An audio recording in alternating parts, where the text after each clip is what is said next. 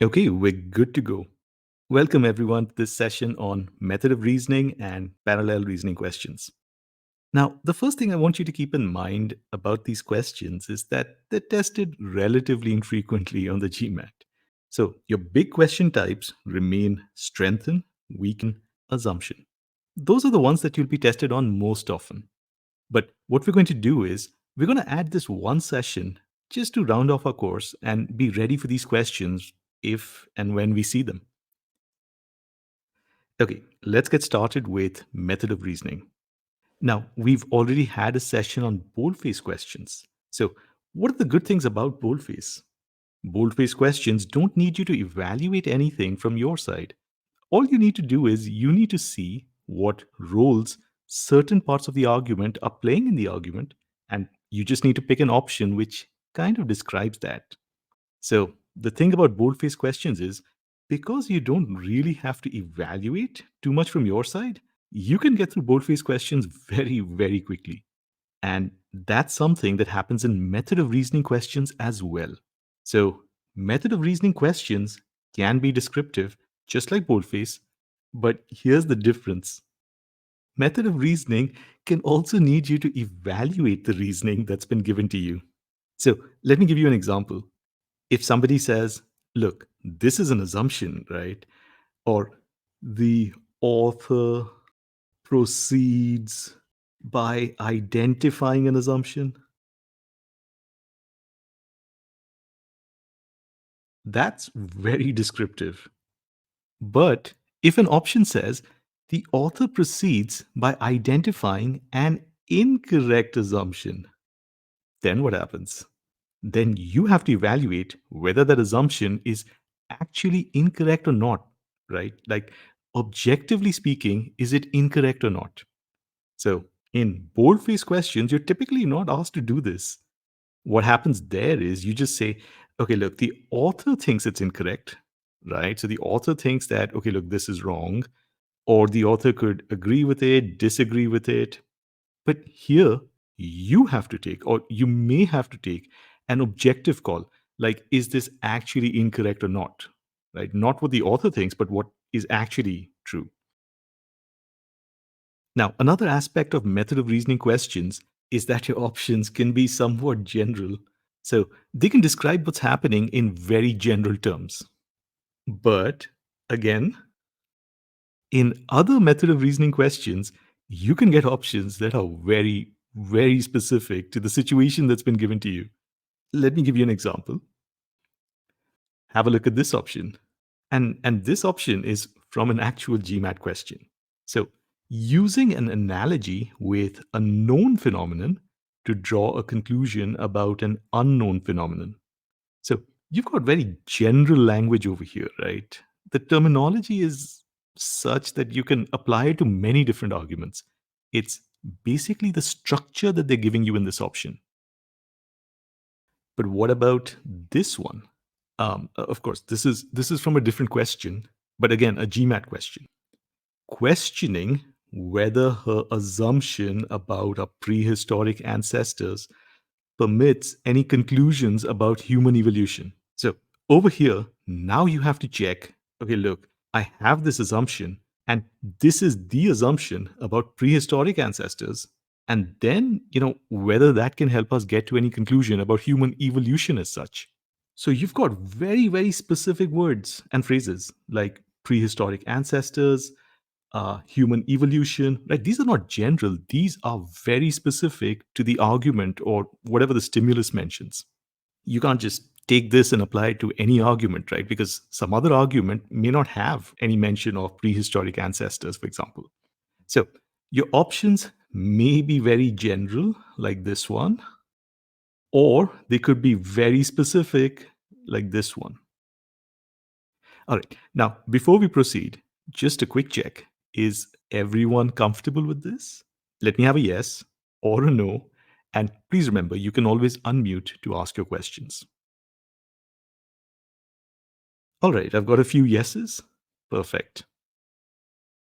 Now let's talk about broad structure, right? Before we get into more specific patterns.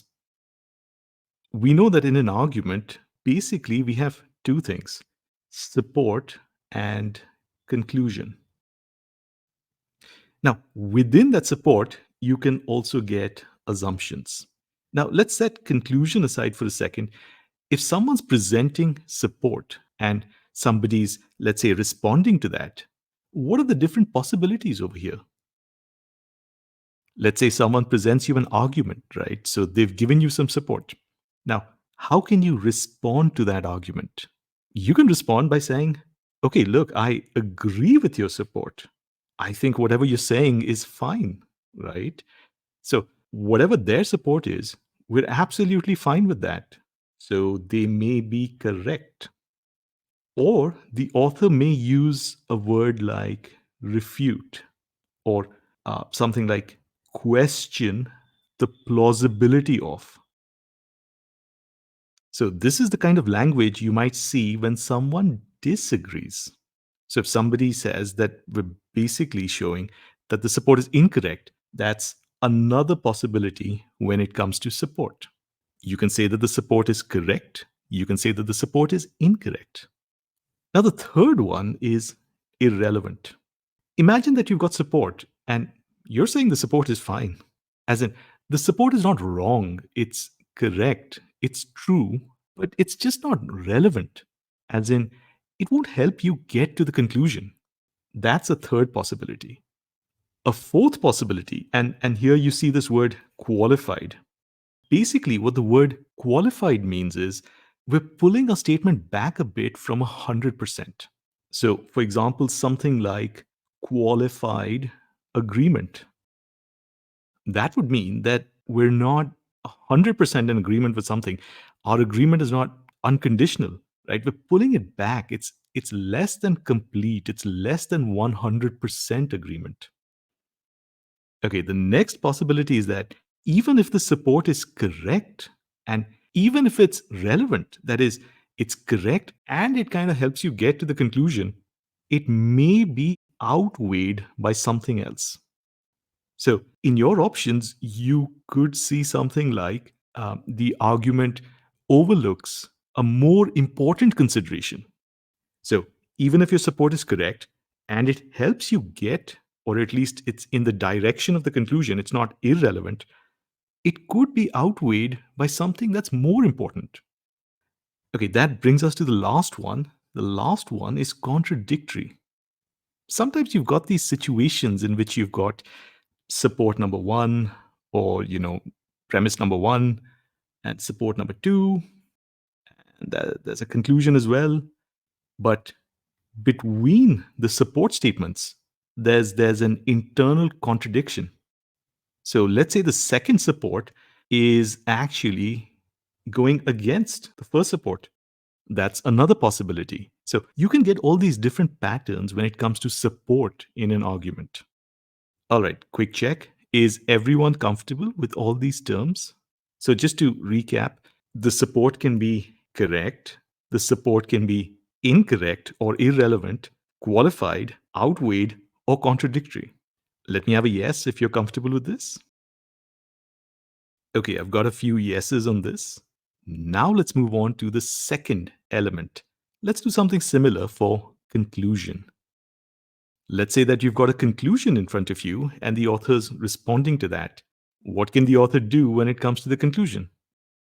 Again, the author can agree with the conclusion. The author can say that it's correct. And of course, the author doesn't have to agree. The author can disagree with the conclusion. He or she can say that it's wrong, right? It's incorrect. Or the author could say that the conclusion is irrelevant. That is, the conclusion may not even be relevant to whatever issue is being discussed. And the author can also qualify his or her approach to the conclusion. For example, the author could say, okay, look, the conclusion's pretty good, but in a few cases, it fails. And the last one is does not follow. We'll take a closer look at this one. So, does not follow is different from saying that something is dead wrong. When you disagree with the conclusion, what you're effectively saying is the conclusion is wrong. But when you say the conclusion does not follow, what you're actually saying is the conclusion may or may not be correct, right? You don't know. But what you do know is it does not follow from the support that has been provided for it. So you can't say whether the conclusion is good or bad just yet. It's more like you can't get to the conclusion from the support that's been given to you. All right, quick check. Let me have a yes or no on this. Are we comfortable with these terms for support and conclusion both? Okay, awesome. I've got a few yeses on this. Now, one last one over here. If we see a statement like this, that the argument lacks evidence or that the conclusion lacks evidence, what we're effectively saying is the support could be incorrect, right? The support could be irrelevant or the support could be completely absent. That is, there is no support. So when we say that the argument lacks evidence, the support could be wrong, that is, it could be incorrect. It could be irrelevant, that is, it doesn't help you get to the conclusion, or it could be completely missing. It's just not there in the argument, and that's why the conclusion lacks evidence. These are the possibilities when you come across this particular kind of phrasing. A conclusion or an argument lacks evidence. All right, now let's take a quick look at parallel reasoning. What is parallel reasoning? Okay, if method of reasoning is looking at what is happening in an argument or how the argument is being developed, parallel reasoning basically says that we take that method of reasoning and we apply it to a different argument. So, parallel reasoning is effectively method of reasoning with an additional layer of abstraction. And what does that do? At least for me, I think what it means is it increases the difficulty slightly. So, in method of reasoning, you have to do one task, right? You just have to go through the how, like what is happening and how is it happening. In parallel reasoning, you have to understand the method and you have to pick an option that has a different argument which mirrors that method of reasoning. So it's like an additional, extra task that you're being asked to perform. Now, some people might have different opinions about this, but I think that actually makes it slightly harder. The exam already has a huge variety of ways it could express an idea within an option. But now the GMAT can take that to the next level. So, at least in my opinion, so in parallel reasoning, it's really easy for the GMAT to just pick up any example, any argument from anything and ask you whether it's similar to the one that they've given you. And you've got to do that up to 5 times with 5 options. Now, when you think about parallel reasoning, how similar does the other argument need to be? I don't think there's a set answer to this, but one of the most important things to keep in mind in verbal is we need to pick the best of the 5 options. So the correct answer may not be an exact one on one match with the argument that has been given to you. You've got an argument, and your task is to pick an option that gives you an argument that is as similar to the given argument as possible in the set of 5 options that you have in front of you. So we need to pick the most similar argument out of the 5 options given to us. Another important thing to keep in mind when it comes to parallel reasoning is physical order does not matter. We've discussed this in the boldface session as well, but physical order does not matter. The option that we mark, it does not need to have the different elements of the argument in the same order. So the logic has to be similar, but the order may be different. The next point is try to bring as little of yourself into the question as possible. Remember, method of reasoning and parallel reasoning, they have less to do with our interpretation of things than what's been given to us. So remember, be as disciplined as you can, right?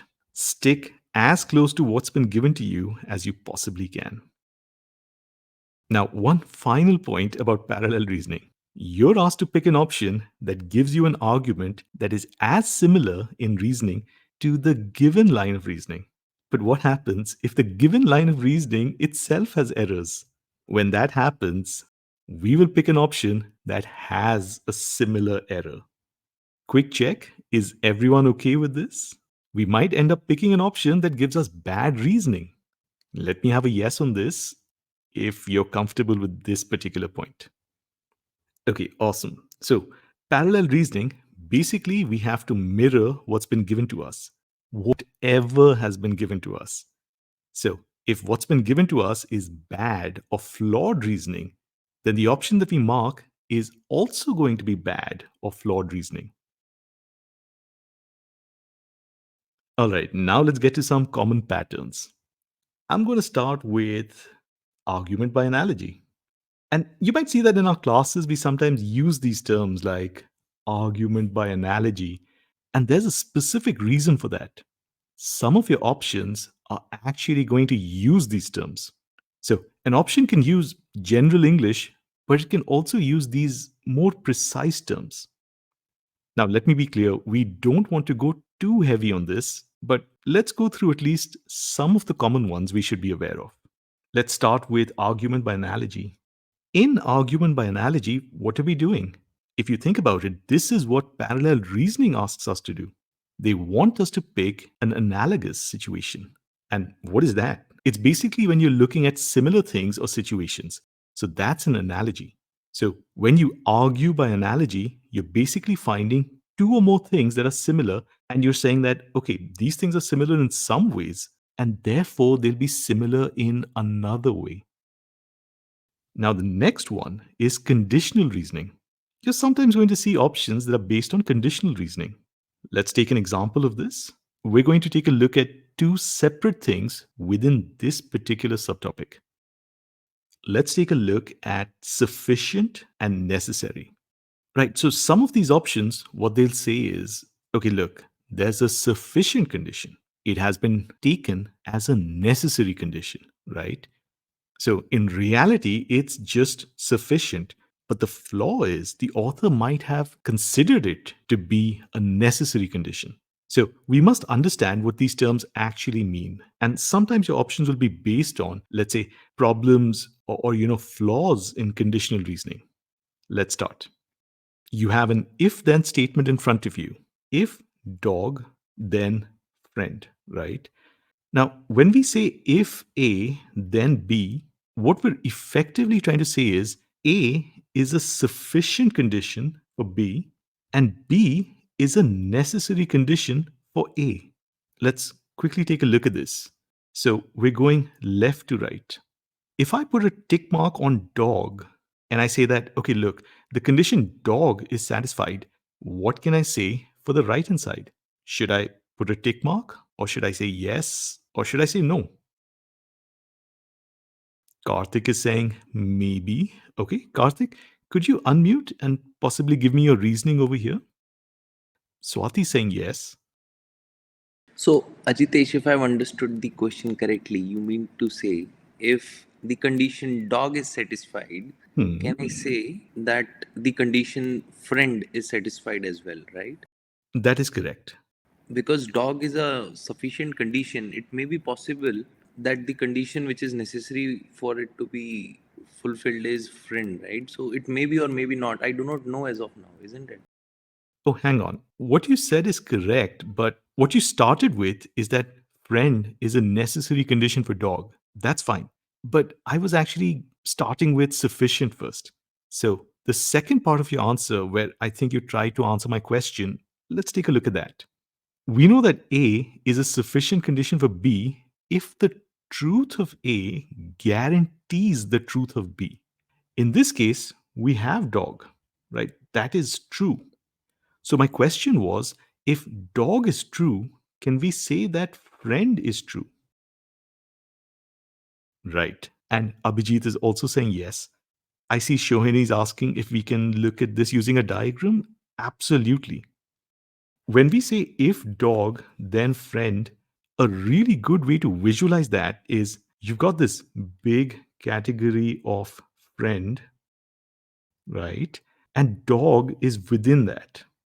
So when you say if dog, then friend, that means every dog is a friend.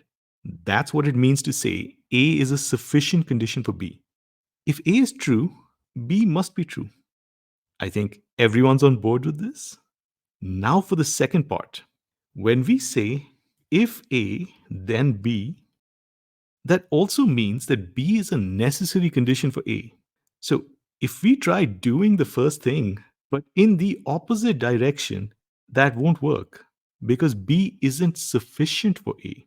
So, for example, if I put a tick mark on B and then I try to say, oh, look, what can I say about A? I can't be sure that A is also true if B is true. It's like back in the dog example, if you know that friend is true, right? So something or someone is a friend, is that something or someone also a dog? So let me put it this way. If we know that friend is true, can we be absolutely sure that dog is also true? Okay, I've got a couple of responses on this. Good. Swati, right hand side of screen is no. Swati, what you can do is you can zoom your browser in and out to make everything fit. Let me know if that's working. Okay, nice. Shohini, is this what you were asking a little while back? Perfect. Okay, now when we see this diagram, right, what can we say? The first thing we can say is dog may not be the only way to be a friend, right? So if something is satisfied, if friend is satisfied, maybe it is satisfied here, but maybe it's satisfied here, right? So both possibilities are open. So if the friend condition is satisfied, it may be satisfied outside the group of dog, or it may be satisfied inside that group. Quick check. Is everyone comfortable with this? Okay, nice. I've got a few yeses over here. Good. Now, to get what necessary conditions are, let's look at something that's actually very interesting. Let's write this down again. If dog, then friend. Now, if instead of just directly moving right to left, you start by negating the right hand side. So you start with a no, that is, something is not a friend. Friend is not true. Friend is not satisfied. What can you say about the left hand side? Karthik is saying, not a dog. MS is saying no, and Abhijit is saying, not a dog. Perfect. Now, if you got this, you also understand what necessary conditions are. But to really lock that down, let's put it in words. Necessary means A can't be true unless B is true. But what does necessary but not sufficient mean? It means, firstly, that B must be true for A to be true, but B true does not necessarily mean A true. Now, let me just explain this with an example. Taking the GMAT is necessary if we want to get a 645, but taking the GMAT is not sufficient. That is, it's not enough to guarantee a 645.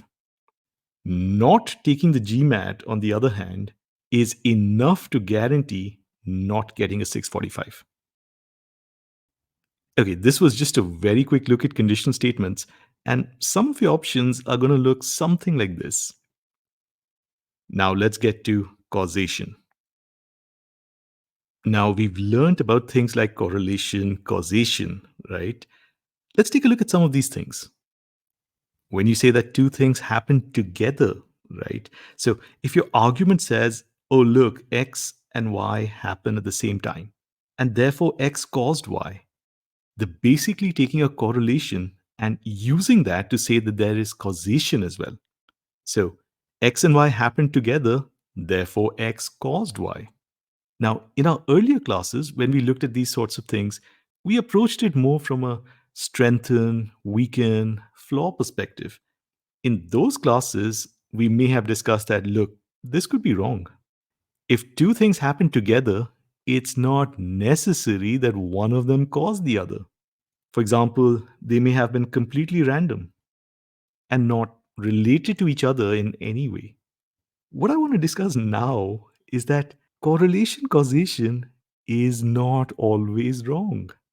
If an argument takes correlation and uses that to conclude that there is some sort of causal relationship. That's not necessarily wrong. I just want to get a quick check if we're generally comfortable with this. Let me have a yes. Of course, if you have a question, please feel free to unmute and ask.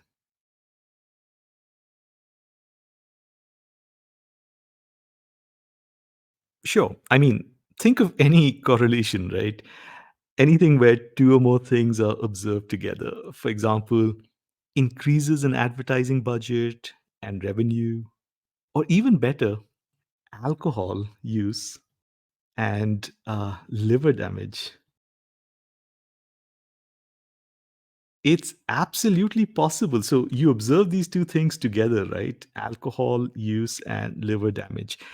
It's absolutely possible that one of these things causes the other. All we're saying is, in some cases, correlation may in fact mean causation. Or to put it more accurately, there is a causal relationship between those two things. Another similar kind of version of this is when someone says X happened before Y and therefore X caused Y, right? This is another possibility. In the past, what we've done is we've approached it more from a weekend perspective. So we would say things like, oh, look, if X happened before Y, that doesn't necessarily mean that X caused Y. But again, think about all the different ways in which something can cause something else in the real world. That cause always happens before the effect. So the cause always comes before the effect. Now, an option where someone makes a mistake in their reasoning, that option could say something like the author of the argument mistakes cause for effect. So your option could end up looking something like this. That kind of specific language could come up. Okay, another pattern is generalizations. So, another thing that you may see in your arguments is a generalization. So, someone goes from, let's say, a small sample to the entire population. Over there, what you'd have to do is you'd have to look at things like the size of the sample, um, how representative the sample is, that basically means, are these things comparable or not? So is the sample kind of similar to the population, or are these two completely different things? Let's take a quick example. Let's say there's a club and it's thinking about building a tennis court. Now, it conducts a survey of its members and says, oh, look, our members say that they don't want a tennis court. But when you dig into it, you find that the only people who responded to the survey were the ones really opposed to building a tennis court. And maybe that was just a small minority of people, right? So, small minority of people who were opposed. These were the only people who responded. And everyone else, so let's say this is a small minority over here, everyone else, they wanted a tennis court, but just didn't respond to the survey for whatever reason, right? Oh, right. So let's say that the club conducted a survey and whoever responded to the survey said that, we don't need a tennis court. But let's ask ourselves who responded to the survey. As we discussed right now, maybe there was a small group of members who did not want a tennis court. Maybe they wanted a golf course, or maybe they just weren't interested in sports, right? It's possible. I mean, they could have been more active or more organized or more alert or more aware of the survey, right? And they all just voted against the tennis court. At the same time, maybe the majority wanted a tennis court, but they weren't aware that there was a survey. Or maybe they were just too lazy to respond to the survey. Whatever the case, the end result was that the people who responded to the survey weren't really representative of the club members as a whole. Quick check. Let me have a yes or no on that. MS, I'll just come to your point in just a second. Let me just get a quick check if we're all comfortable with this point.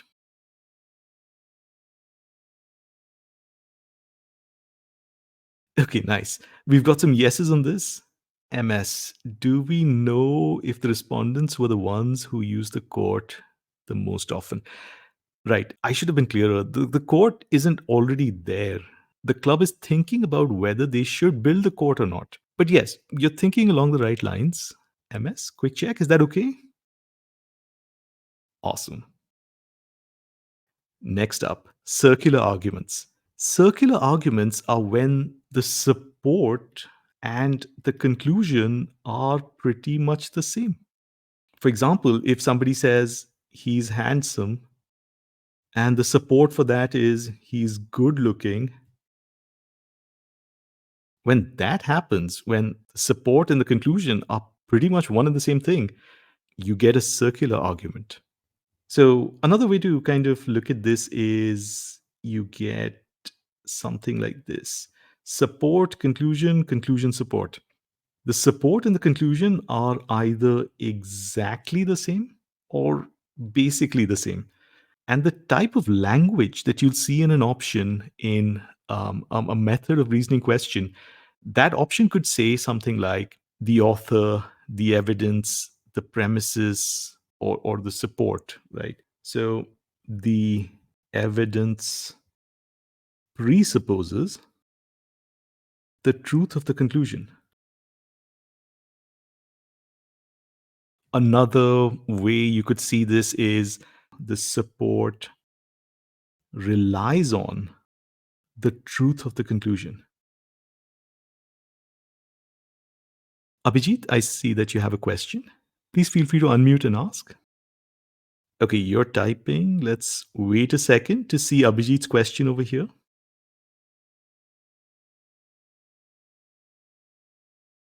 That's exactly correct, Abhijit. So the support assumes the truth of the conclusion. That is exactly what these options are going to look like. Quick check, Abhijit, makes sense?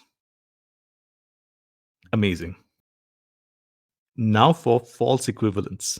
False equivalence is a little bit like false analogy. We start in basically the same way by saying, oh, look, these two things are similar in some way. But in false equivalence, someone will say that because these things are similar in some way or because they share some characteristics, they are the same in another way. It looks a little bit like this. So there's something that they share, right?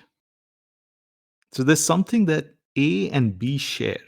For example, take something good and take something bad and say that they share some characteristic and use that to equate the two.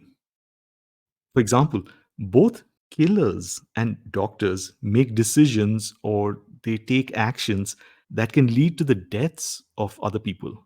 Therefore, doctors are murderers, right? So you take two things, and typically what people will do is they'll take like one good thing, one bad thing, say that, oh, look, both these things share something, and therefore they are equal or they are the same. So saying that doctors are murderers just because some of their decisions or actions can lead to the deaths of others, that's an example of false equivalence. Okay, let's move on to false dichotomy. False dichotomy is when you restrict the possibilities to, let's say, so you restrict them somehow, but let's say that you restrict it to two possibilities or two choices.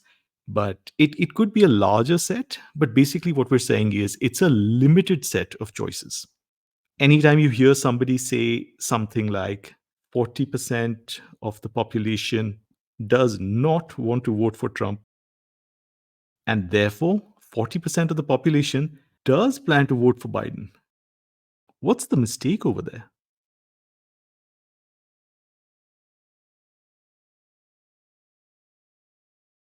Yeah, we're not considering other possibilities. The other possibility is that these people are completely undecided, right? So the argument is assuming that there are only two possibilities. Either you vote for Trump or you vote for Biden. But you might vote for a third candidate, or you might decide not to vote at all. So none of the above. Showini's point, right? So none of the above. Exactly. So there are different possibilities. So if your argument says, oh, look, 40% are not voting for X and therefore 40% are voting for Y, right? Or 40% are not voting for X and therefore 60% are voting for X. So False dichotomy is when you present only two choices or a limited set of choices, but there are other choices that are also possible. MS, is it a collectively exhaustive set? Exactly. So we don't know that yet, right? So when we say that, okay, look, there are only two possibilities, false dichotomy would be there are only two possibilities, but in reality, there are actually more possibilities. Okay, let's move on to language. In some cases, what your argument is going to do is it's going to maybe use words that have a double meaning. So, if there's a word with multiple meanings and the argument makes a mistake over there by taking one meaning, whereas some other meaning was the actual intended meaning, that's a problem. Like if somebody says, this politician belongs to the right, therefore she's always right, and therefore we should vote for her. Clearly, if somebody says that a politician belongs to the right, there's a difference between political right and right as in always being correct about something. Okay, straw man. Straw man is when you avoid taking on your opponent's actual point. Instead, you exaggerate or misrepresent their position. Let me give you an idea of what that would look like in an actual option. An option could say something like, the argument deliberately misinterprets a position. Quick example, you say that the government needs to spend more on healthcare. But then somebody responds to that by saying, if the government spends everything on healthcare, there would be no funding for the armed forces and the nation would be left defenseless. Now, in this case, what's happening? You're saying the government should spend more on healthcare. But what is the other person doing? The other person's choosing not to respond directly to your statement that the government needs to spend more. Instead, they blow your statement up to mean that the entire budget needs to go to healthcare. And then they attack that exaggerated position. So they're deliberately misrepresenting your position so that they can attack a very, very easy version of what you're saying. So what you're saying might actually make a lot of sense, but it's almost as if they're setting up a caricature of your position, which is just very, very easy to attack. And then they go ahead and knock that misrepresented position down. That's a straw man. Then we've got ad hominem. Now, ad hominem is slightly different in the sense that I don't expect you to see this exact term in an actual GMAT question, but there are options that say something like, the argument attacks the character of some party. So when you basically attack the character or the motives, in fact, there is another question in which an option says that the author questions the motives of someone, right? So when that happens, basically what's happening is you're looking at an ad hominem attack. So when you attack the character of a person or their motives rather than their actual logic. Now, just keep in mind that, as I said, I don't expect the GMAT to actually use the term ad hominem. If you know it, that's great. But in an actual option, it's probably going to look more like attack on the character of someone or attack on the motives of someone. Okay, finally, appeal to authority. Appeal to authority is when instead of really providing any hard facts or evidence on your own, what you're basically saying is, oh, look, I know an expert in the field, and that expert says this, and that's my support, right? So you use an expert as your support. That's an appeal to authority. All right. So these were some of the patterns we may see in the arguments that we get in method of reasoning questions. If you're familiar with these kinds of patterns, it might be easier or faster for you to get to the correct option. Quick check. Are we comfortable with what we've discussed over here? Give me a yes, or of course, please unmute and ask your questions. Okay, I've got a couple of yeses. So let me just Uh, get an idea from the others as well. Yes. Ajitesh, Yes, sure. sorry for cutting you off. So, can you explain the last one, appeal to authority? Right. So, appeal to authority, right? let's say that we don't know too much about a particular topic. Let's say we don't know enough about the moon, right? So how easy is it to, let's say, get to the moon? Like, you have all these moon missions that are being planned, right? So what you say is, I spoke with somebody in ISRO, right? The Indian Space Research Organization. I spoke with somebody in ISRO, and that person is literally a rocket scientist. And that person said the difficulty of getting from the Earth to the moon is at least 1,000 times as much as getting from Earth to, let's just say, orbit. So, what you're doing over there is you're not really using any facts that you have found or that you're aware of, like it takes this much planning or it takes this much fuel or life support. That's the difference, right? It's not like you know it, you're just referring to someone else who knows it. Quick check, Shohini, makes sense? Amazing. Abhijit is saying, do we need to memorize these? Abhijit, that's a very good question. So, what I've tried to do is, I've tried to give you the ones that I feel are the most important, right? Now, if you don't memorize it, that's perfectly fine. So, in critical reasoning, you don't have to know many of these technical terms. But the example that I like to use, right, or the way I want you to think about it is, whenever you know something beforehand or that you've memorized, the next time you see something like that, you don't have to think as much about it. So basically, what it does is it helps you become faster. Pattern recognition, right? It's pattern recognition. At the same time, I mean, if we go too deep into everything, that'll just make our job very difficult, right? So it's not like we're doing only verbal. We've got quant, we've got DI. So there are other things we have to do, and we don't want to learn everything. But I mean, although there is a fine line, and you're going to have to decide where you're going to draw that line in the sand. If you learn some things, that can make a lot of what you have to do much, much easier, much faster, right? It's the difference between approaching something with just your natural talent and approaching something with training. Now, going in with training is usually better. Abhijit, quick check. Make sense? Awesome. All right, guys. So we are ready to get into our questions. Here's your first question. Please go ahead. 2.5 minutes.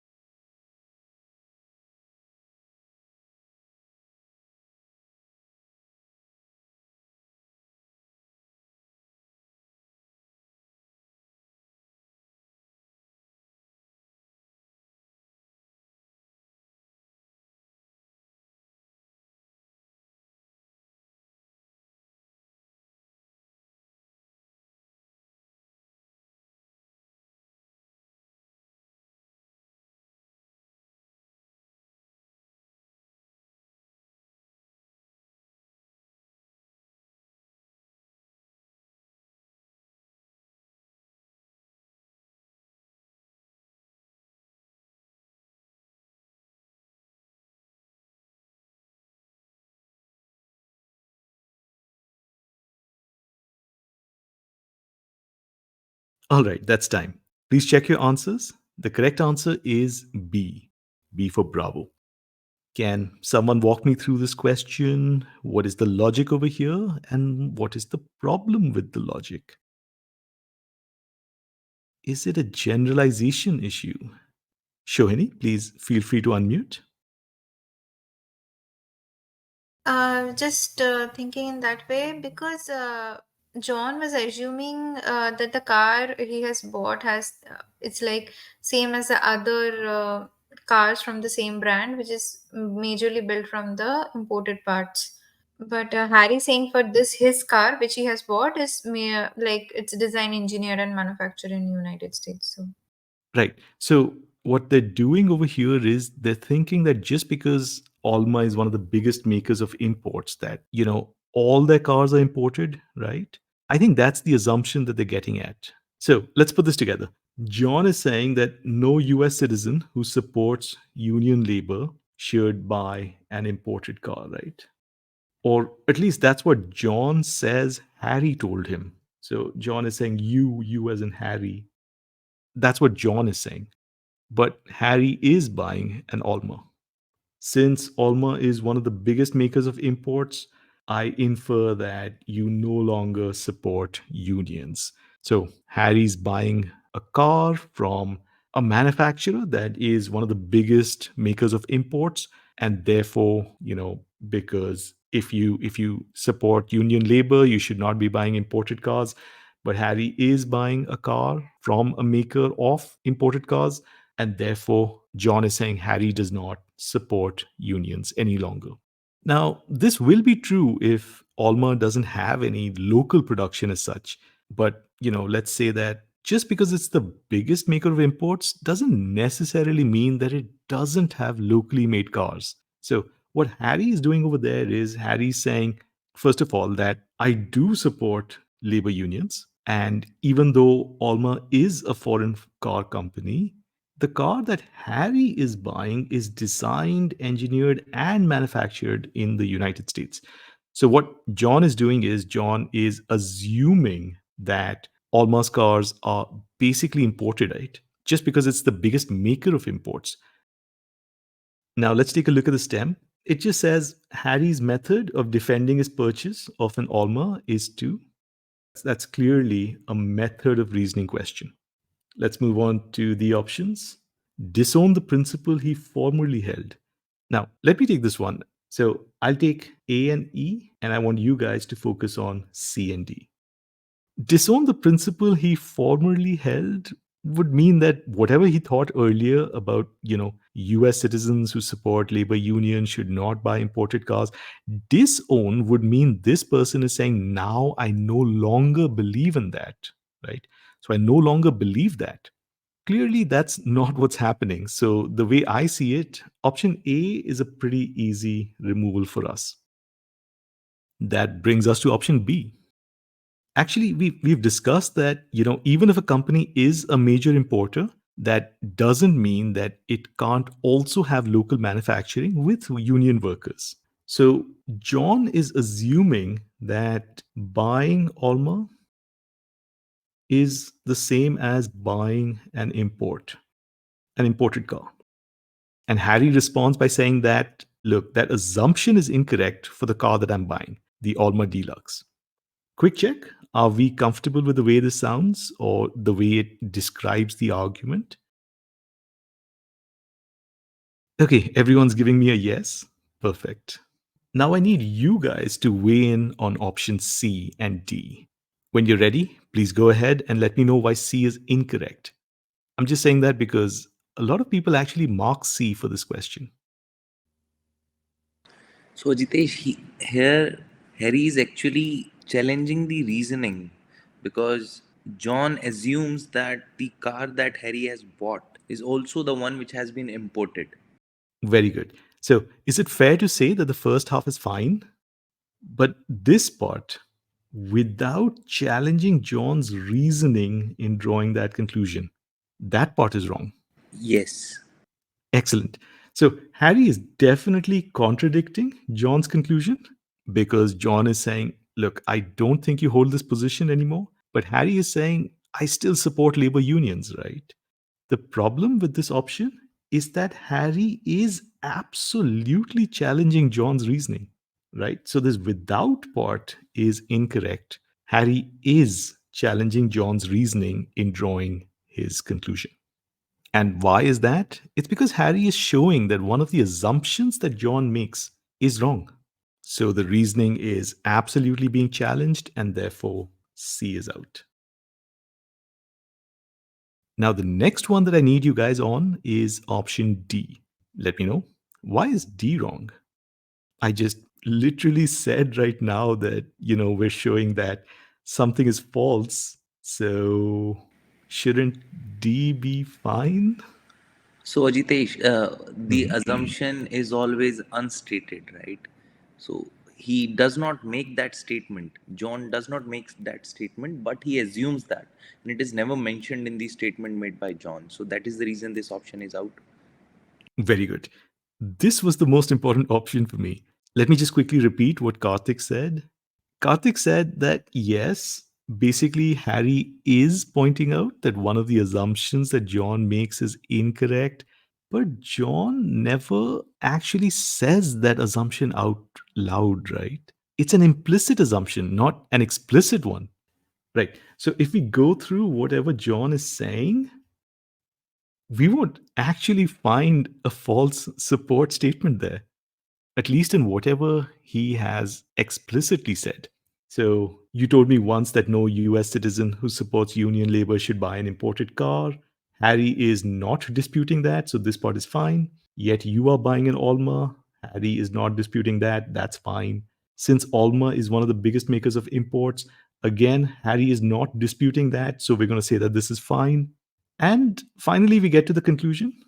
Of course, Harry disagrees with the conclusion, but Harry does not disagree with any of the explicit support statements. So, coming back to option D, D says point out that one of the statements in support of his argument is false, but John never makes that statement. This is the most important one for me, so let me have a yes if you're comfortable with why D is wrong. Or, of course, a no if you aren't sure. Okay, I've got a couple of yeses. I think Shohini is also confirming. And Swati MS, was this one okay? Perfect. Okay, let me quickly take option E. Claim that his is a special case in which the rule need not apply. When something like this would happen, Harry would basically be saying, yes, if you're a US citizen who supports unions, you should not buy cars or imported cars. But for me, it doesn't apply because of some reason. I'm a special case. That's not what's happening. So option E is out. Awesome. Now let's move on to the next question. Please go ahead. 2.5 minutes.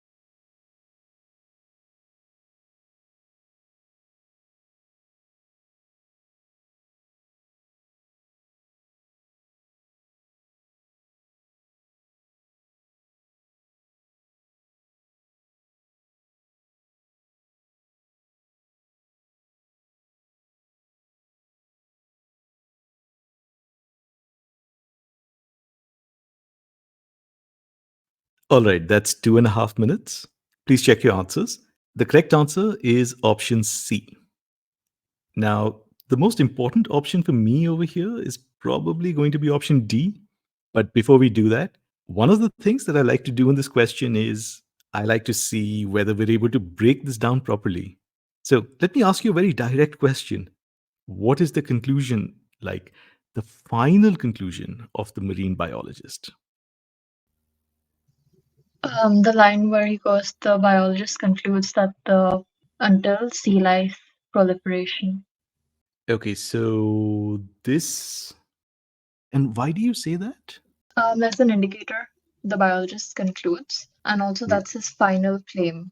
And the professor is refuting that claim. Right. So basically, we've got this word conclude, right? That seems to be an indicator word. Now, do you remember we discussed that there's a difference between saying a conclusion and the final or the main conclusion, right? So when we conclude something, it doesn't necessarily mean that's our final point. It just means that that's some kind of inference. It may be the final inference, but just the word itself, just that word concludes, that on its own doesn't help us be sure about this. So we need to be very, very careful about this. And this is where our primary approach comes in. What is our primary approach? To look at the logic. And remember, not the physical order, but the logical order of statements.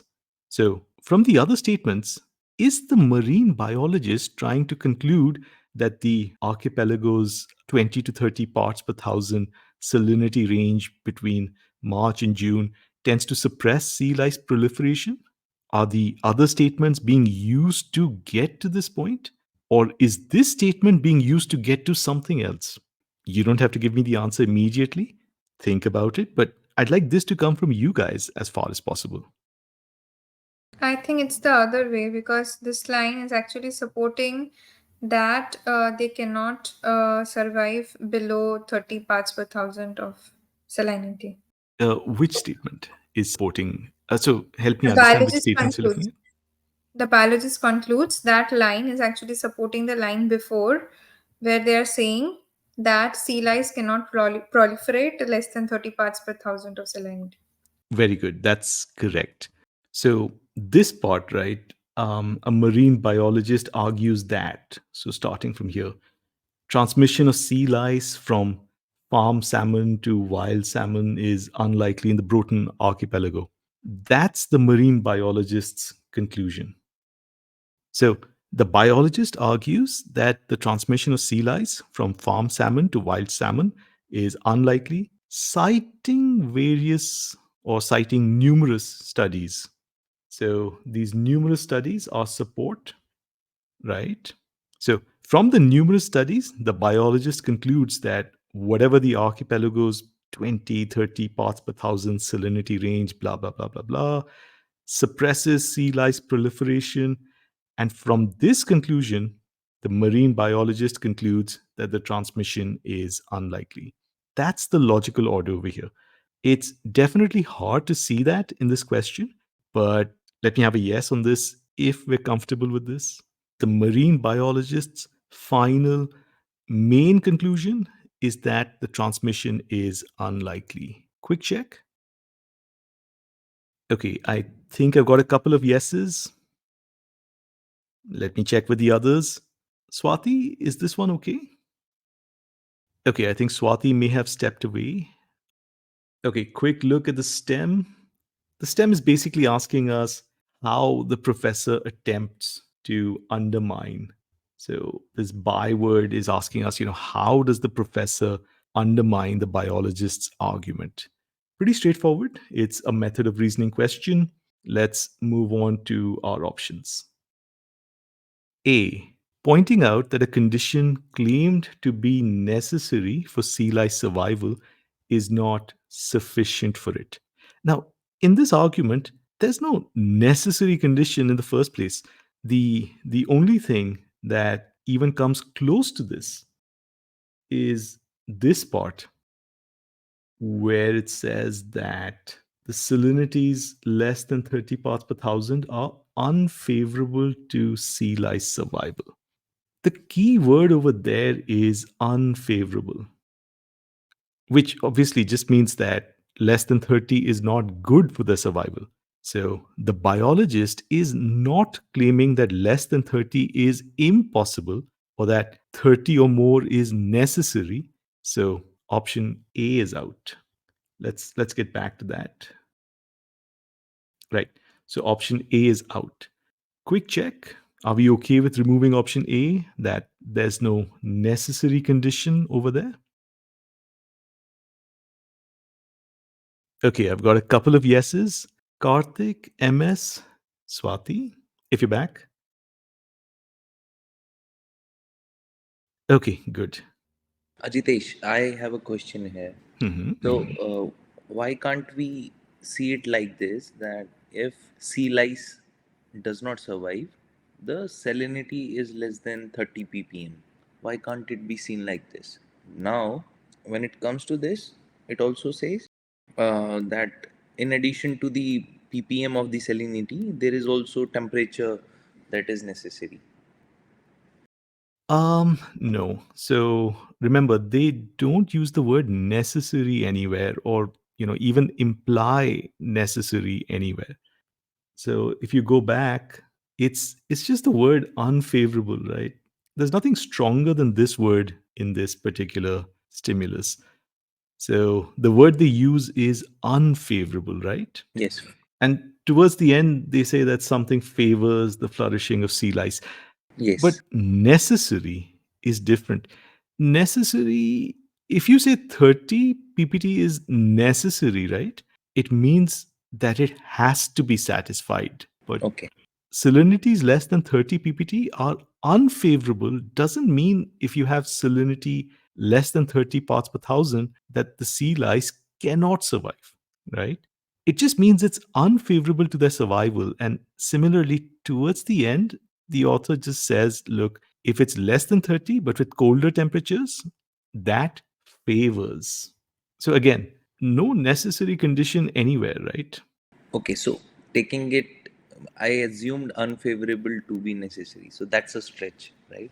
It is, yes. Necessary would be something like it would make it impossible for them to survive without that thing. Okay. All right, let's move on to option B. Citing studies that suggest salinity levels were not measured reliably. This option is very easy to remove, right? Because the author never says that the measurements were bad or that the process was unreliable, right? Nothing like that. So normally, I think it's safe to say that option B is easy for us to remove. Okay, that brings us to the important choice between C and D. Let's take a look at C, claiming that there is evidence showing that one of its premises is false. And here's option D, questioning the reliability of the biologist's scientific sources. Now, what's common to both of these options? Both options are questioning something. Option C says one of its premises is false, and option D says questioning the reliability of something. Now, let's go back to C, claiming that there is evidence showing that one of its premises is false. Now, C doesn't say which premise is false, but it says that one of them is false. And option D tells us that the author questions the reliability specifically of the biologist's scientific sources. By that, of course, they mean, the numerous studies that the stimulus mentions. Before we take this, let's review the setup. We've got the professor and we've got the marine biologist. The marine biologist cites studies which show that something is bad for sea lice, right? So let's say that, let's just call it X. X is bad for sea lice. Then from this, he or she infers that X in a particular place during a particular time is bad for sea lice. So X in Broughton Archipelago between March and June is bad for sea lice. So all of this is, of course, the marine biologist. The marine biologist uses these two statements to come to the conclusion that the transmission of sea lice is unlikely. So let's just put that down. Transmission unlikely. Now, what does the professor say? The professor says that X in combination with Y. And what is Y over here? Cool spring temperatures. So X was that 25 to 30 parts per thousand, and the salinity, and Y is cool spring temperatures. So when you put that salinity together with cool spring temperatures, it's actually favorable to sea lice. Now, ask yourself what the professor is doing. Is he or she questioning the studies? The study said that X is bad for sea lice. Remember, questioning the reliability of the scientific sources would mean that we're saying, no, these studies are not trustworthy, right? We're just saying that these studies aren't good. Another way to approach this is to ask, okay, when the professor brings in all this about X in combination with Y, what does the professor attack? The specific inference by the marine biologist about X in Broughton Archipelago during this time period, or is the professor just broadly attacking like the studies, right? So what is the professor like really addressing over here?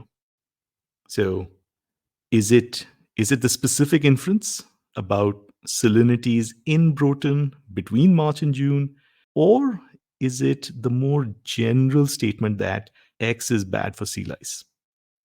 Now, the tricky part over here is, yeah, the professor does sort of attack the broad statement that X is bad for sea lice, but and this is important, that is a very, very indirect attack.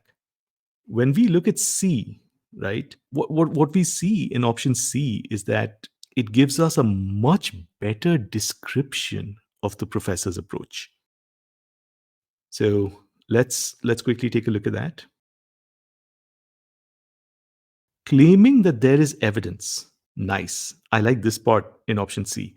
It refers directly to the review of literature. So back in the stimulus, there was something about a review of literature, right? That the professor mentioned. And this evidence, so this is a way to refer to that review of literature. So this evidence shows us that one of the marine biologist's premises is false. Even better, we don't even need to lock on to one specific premise. So the marine biologist used two support statements. We don't even need to worry about which one is false. Just as long as we say that one of them is false, we're fine. So, but now look at option D. Questioning the reliability of the biologist's scientific sources. So over here, we have to be sure that the biologist's scientific studies are being attacked. But really, the professor is actually going after the specific inference, the one that was about Broughton during that time of year. I don't think he's questioning the reliability of the sources. He's just Mhm. saying that there might have been an error. Error That's where and by whom?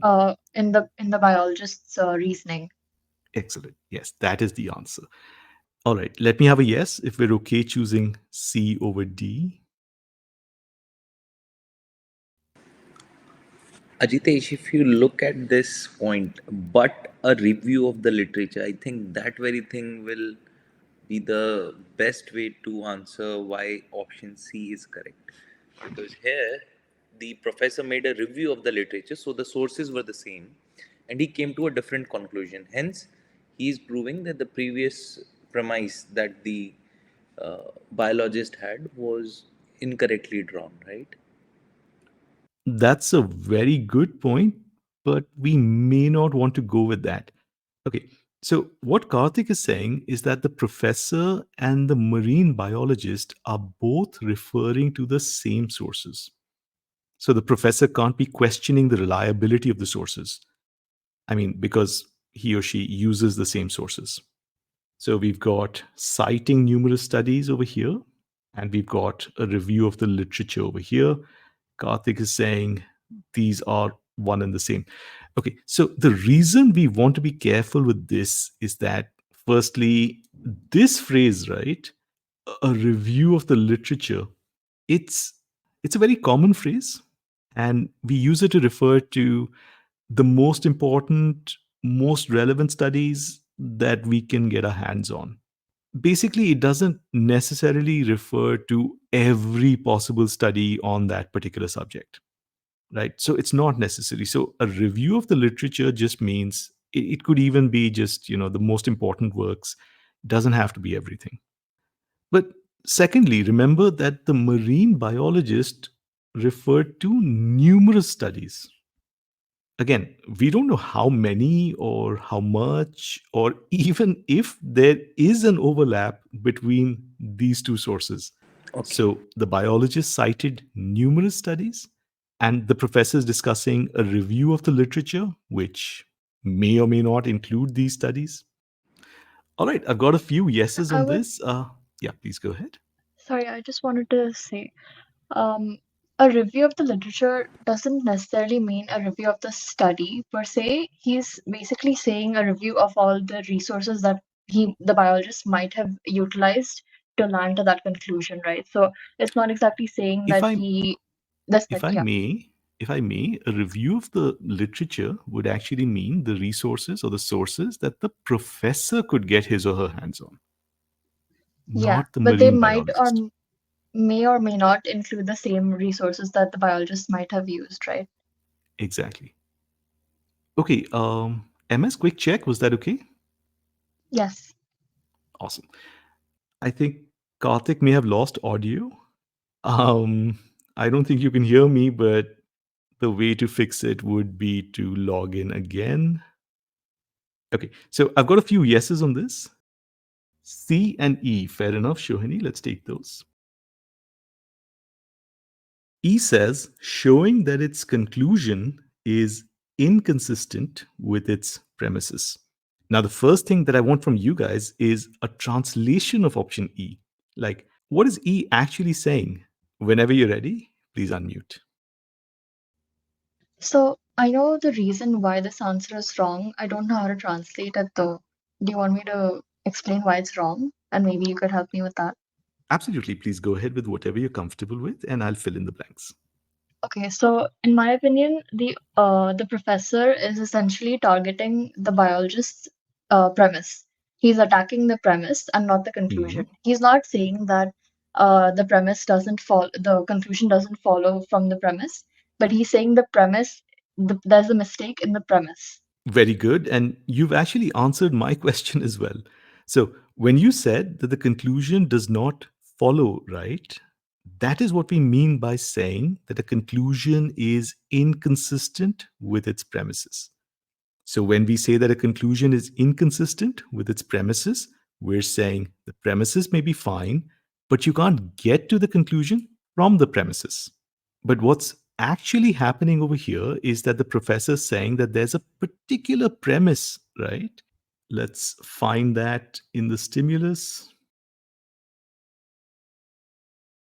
This one.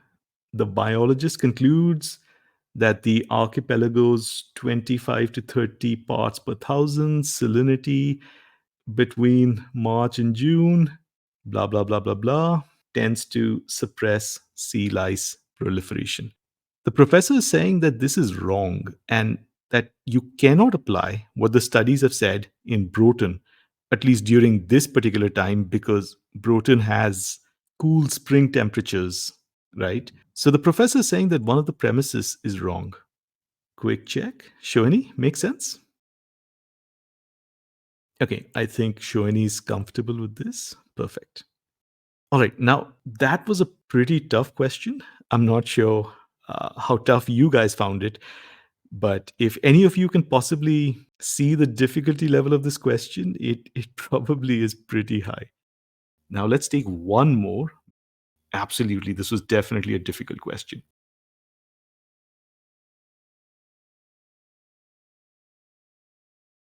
One more method of reasoning question. Please go ahead. You have 2.5 minutes.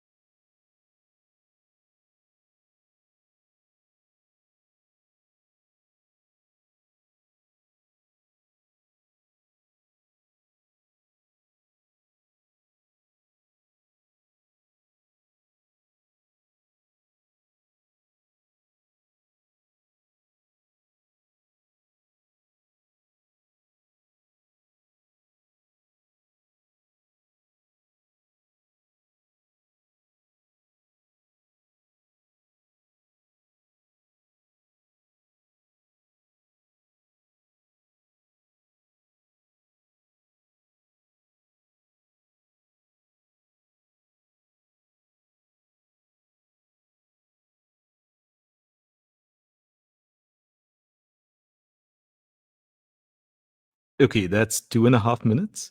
Please check your answers. The correct answer to this question, if I remember correctly, is option B, B for Bravo.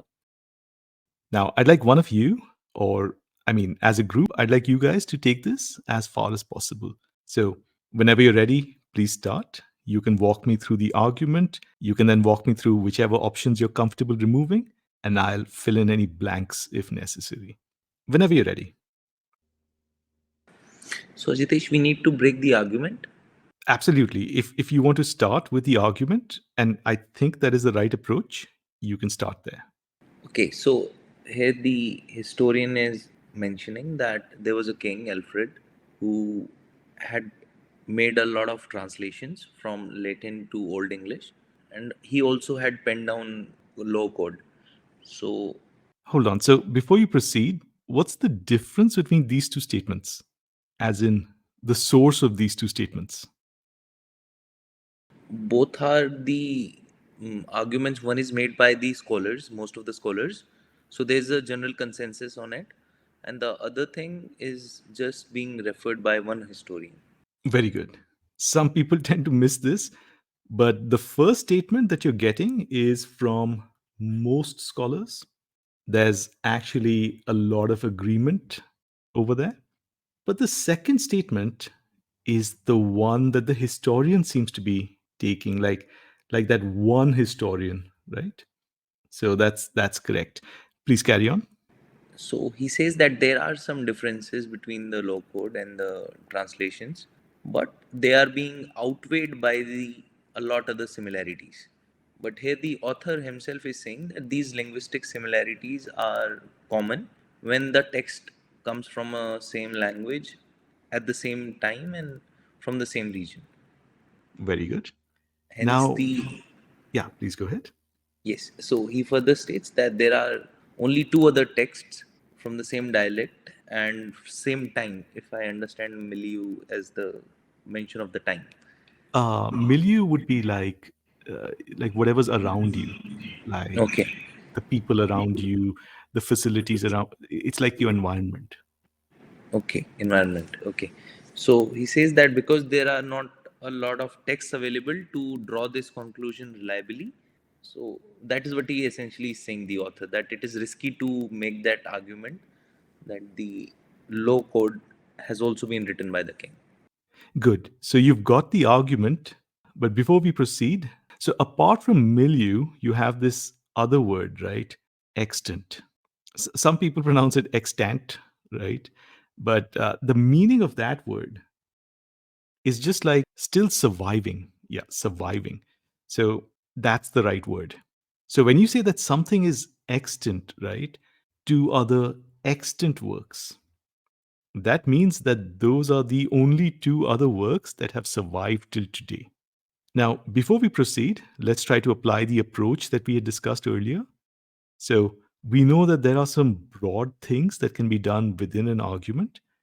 Let's go through them one by one. Let's start with the conclusion.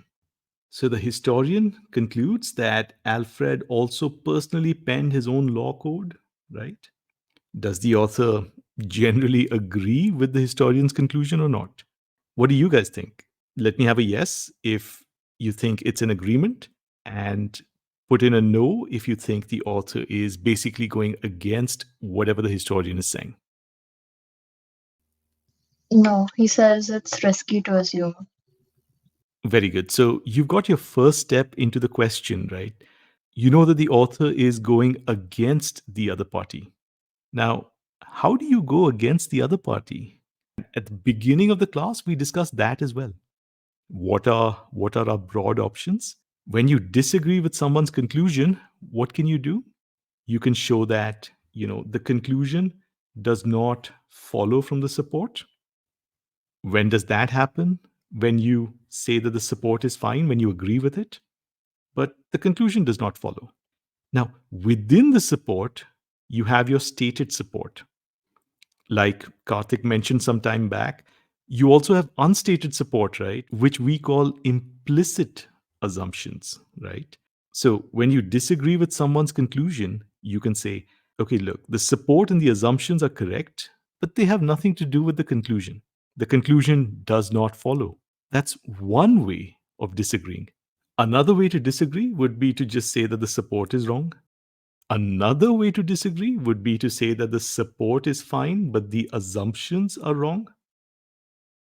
What do you guys think is happening over here? Is the author saying that some of the stated support is wrong? Or is there something else that's wrong? Or how is the author disagreeing over here? What's the method? Think about it. All the support that has been stated by the historian, does the author disagree with any of those statements directly? Karthik says no, and let me underline the I support think he statement. does.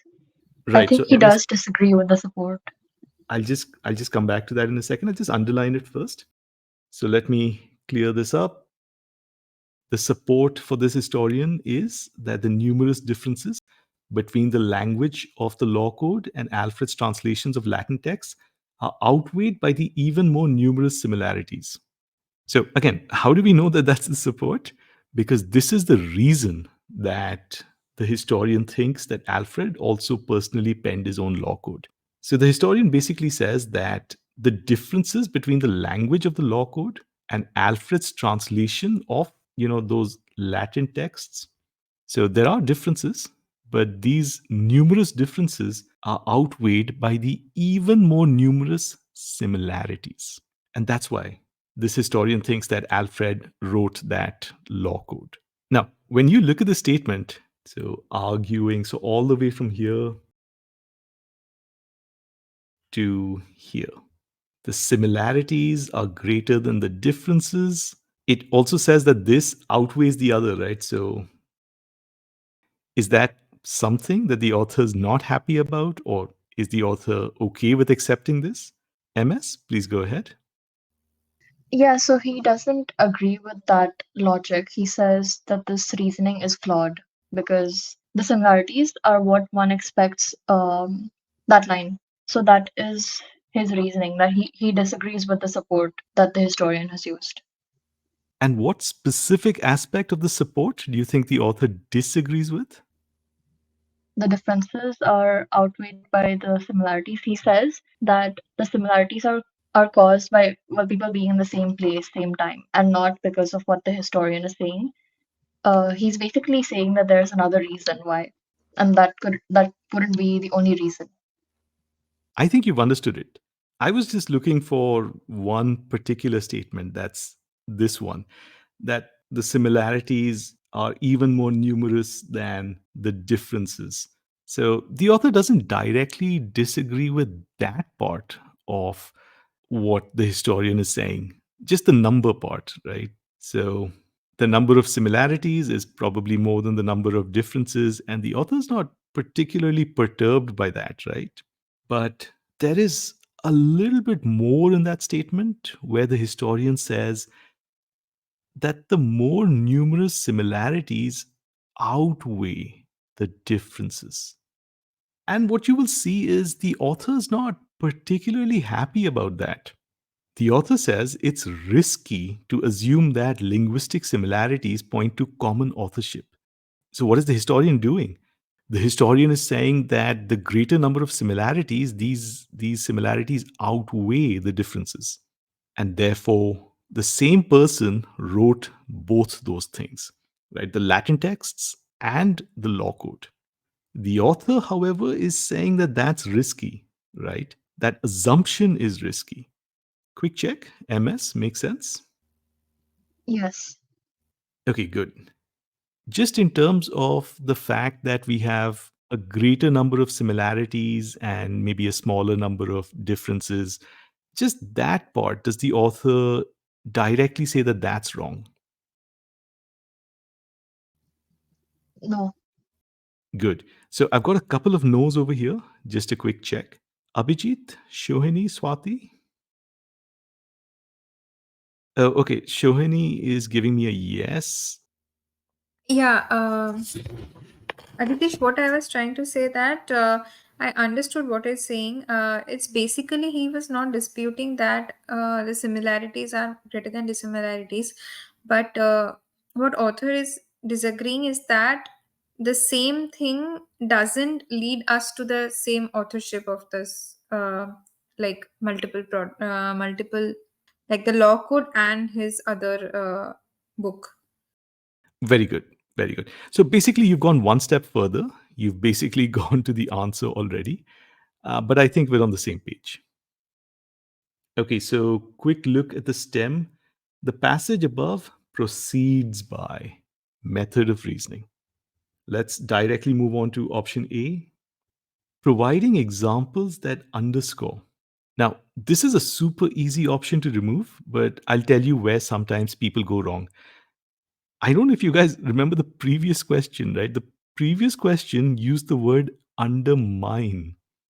And believe it or not, sometimes people mistake the word undermine for the word underscore. Underscore means support, whereas the first thing we saw in this argument is that the author disagrees with the historian. So there's no chance of underscore. The author is not doing anything that supports another argument's conclusion. So underscore would mean that yes, we're going in the same direction, but actually we're going in the opposite direction. So A is an easy removal if you don't make a silly mistake with the word underscore. Now let's move on to B. Questioning the plausibility of an assumption on which another argument depends. Now, this is where it really helps to see that the other party has made an assumption, right?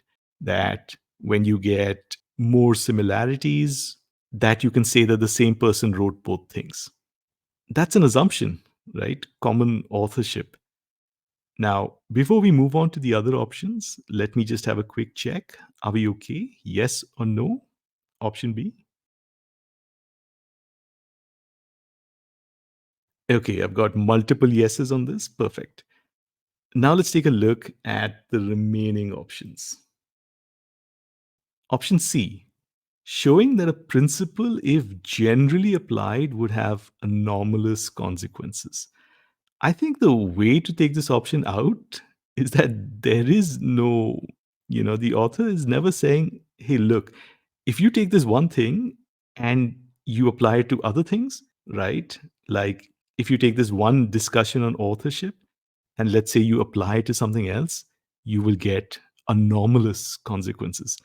There are no anomalous consequences being discussed anywhere, and there is no generalization being discussed either. So option C is out. D. So, yeah, showing that the premises are mutually inconsistent. This is that internal contradiction that we discussed. But at least in the argument that we've been given, that's not the case. There are no statements in the historian's argument that are like the opposite of each other. So option D is also out. And finally, option E, using argument by analogy. So here they've used that exact phrase, that term, that argument by analogy that we discussed. So we know what argument by analogy means. Argument by analogy means you take a similar thing or situation and you use that to support the thing that you want to talk about. The author is not introducing a similar situation anywhere, right? So we can use that to take option E out. Now, before we move on, just a quick check. Are we comfortable with this question?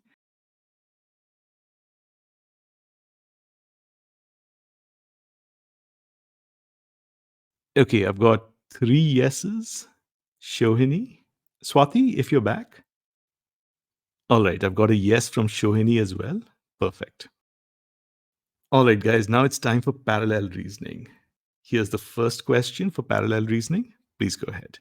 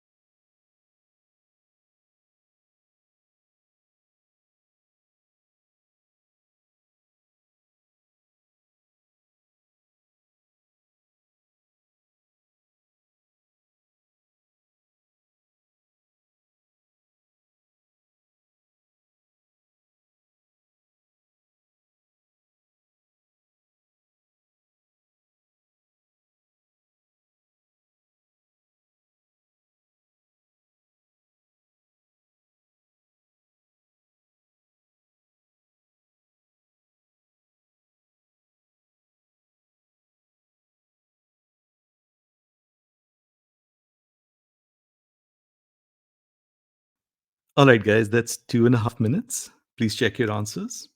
The correct answer is the last option, option E. Now, before we get into any of these options, remember this is parallel reasoning.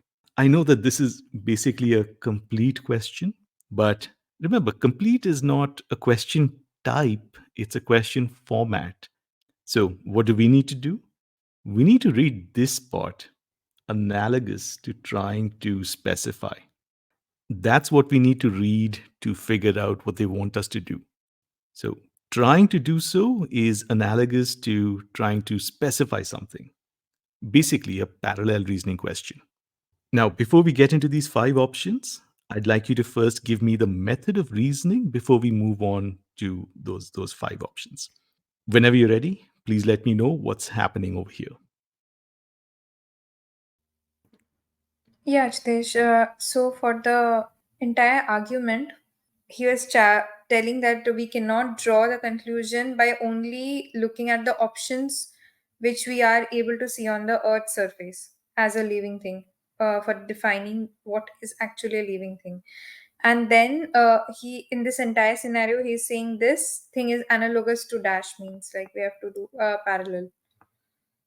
Good, good. Now, MS and Karthik have also raised their hands. MS, please go ahead. Yes.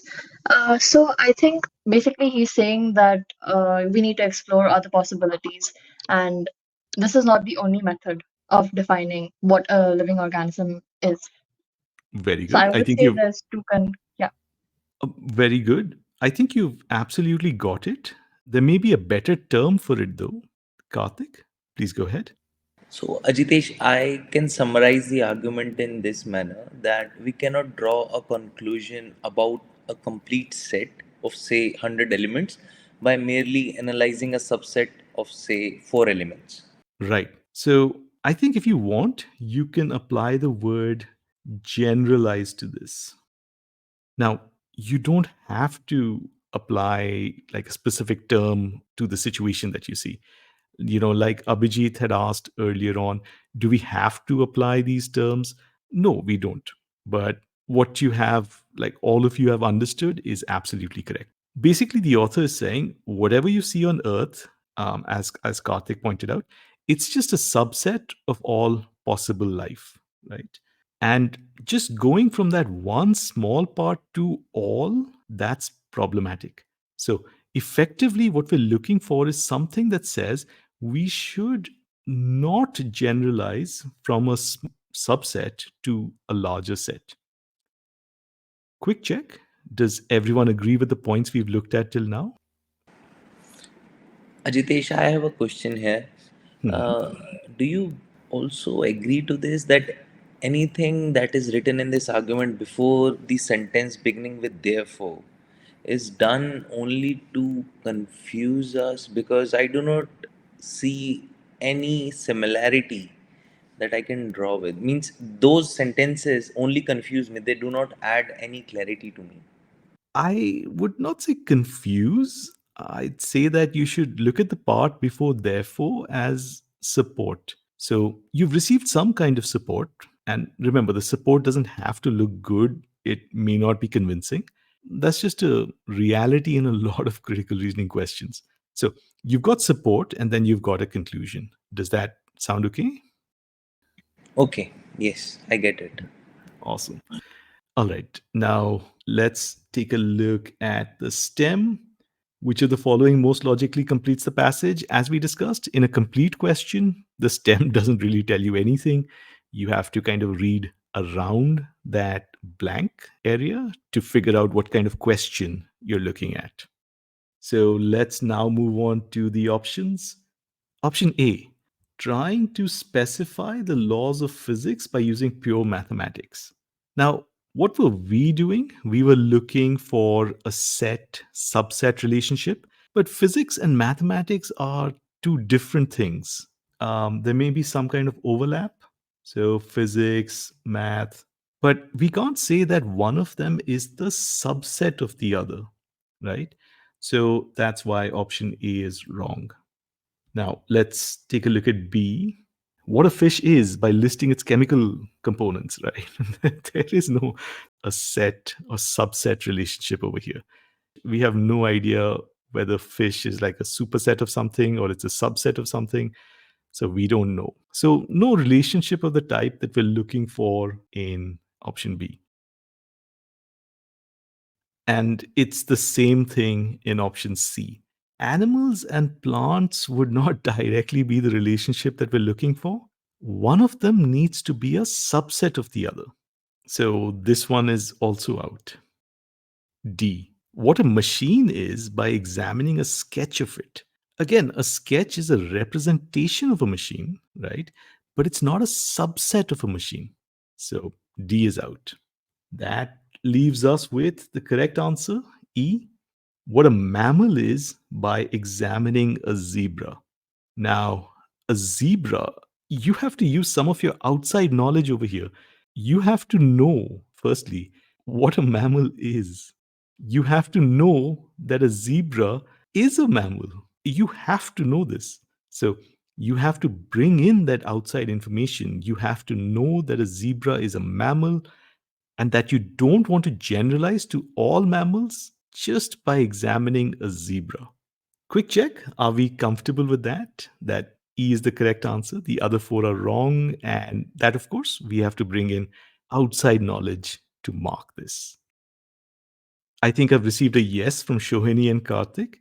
Let me have a quick check with Abhijit. MS has also confirmed. Abhijit, sounds good. Awesome. All right, guys. Second last question for the day. Please go ahead.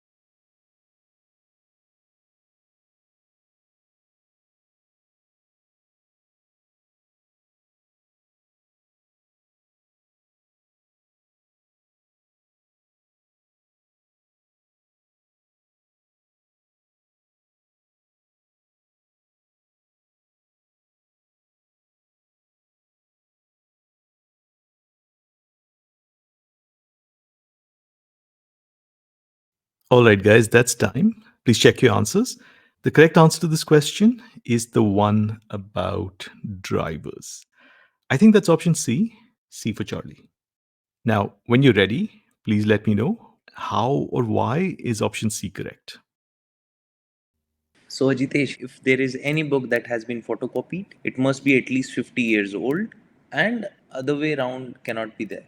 But the thing is, there can be a possibility that somebody just flouted the norm or broke the law and photocopied the book. So, we are looking for Very good. something of that sort. Very good. So let me put this down like in the form of multiple conditions rather than one statement. So we're looking at the situation after 1978. Now, what are all of these different things? First of all, less than 50 years. Next, photocopied. What else? Permission, right?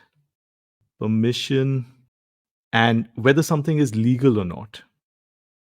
So many different things if you split them up. So I think the information that we have is if it's less than 50 years old and it is photocopied and you don't have permission, then it's not legal, right? Basically, this is the information that we have. And here's option C. Please continue. Yes, so here we have a similar argument that if you have to turn right, you must signal.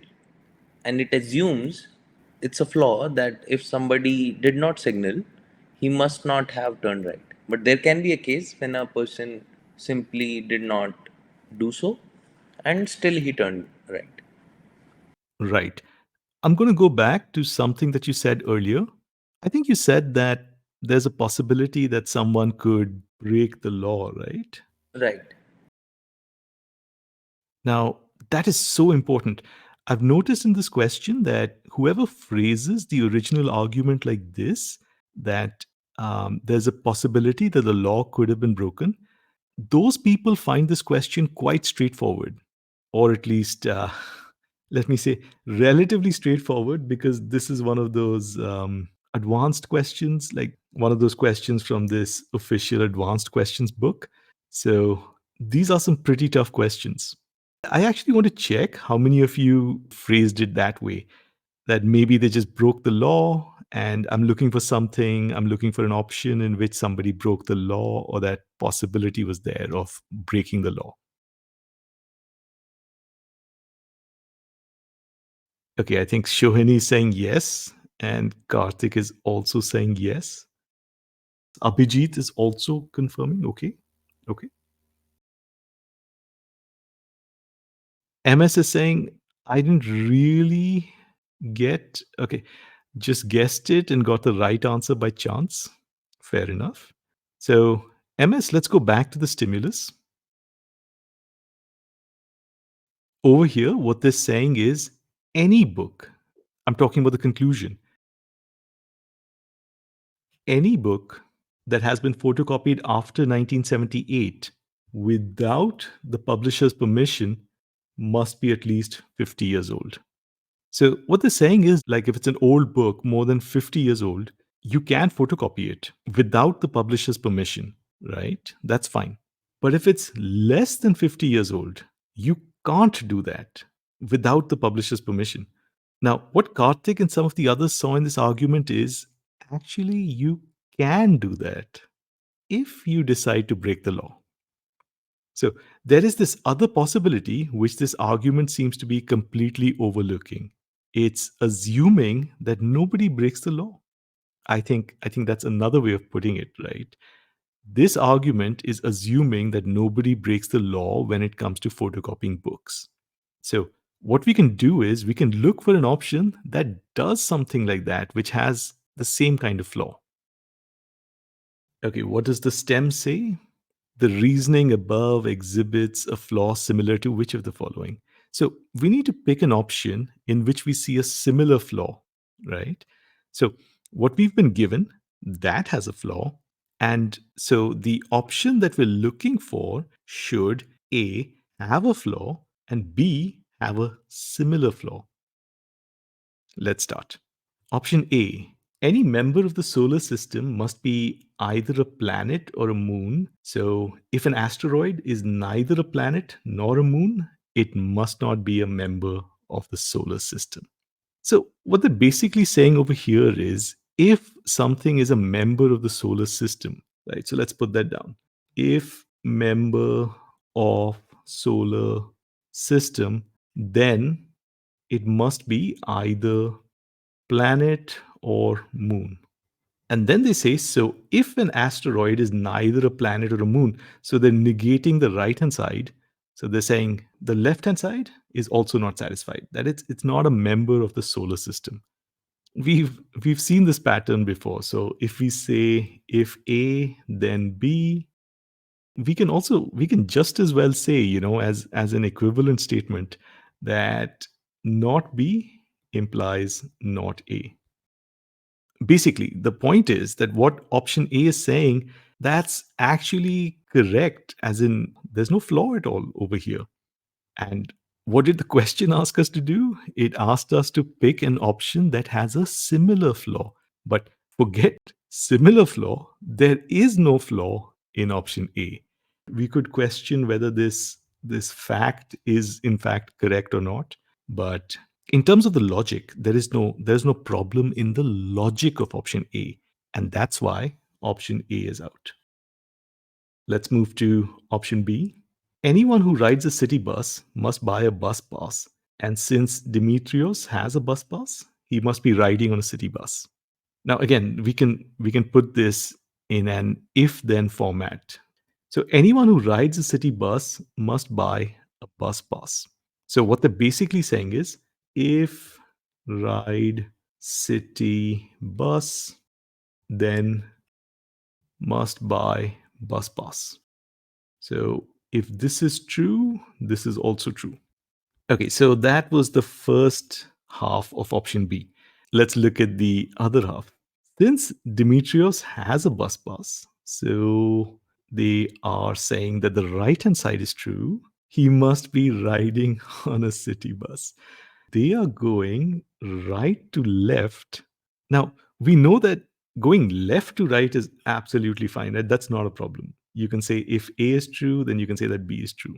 And we can go right to left. I mean, we just did that in the last option. But if we go right to left, we also need to negate both statements. And this option is not doing that. So basically, option B is going right to left without negating the statements. That's a flaw. But here's the thing, it's a different kind of flaw. It's not like the flaw in the reasoning that's been given to us in the stimulus. So option B is out.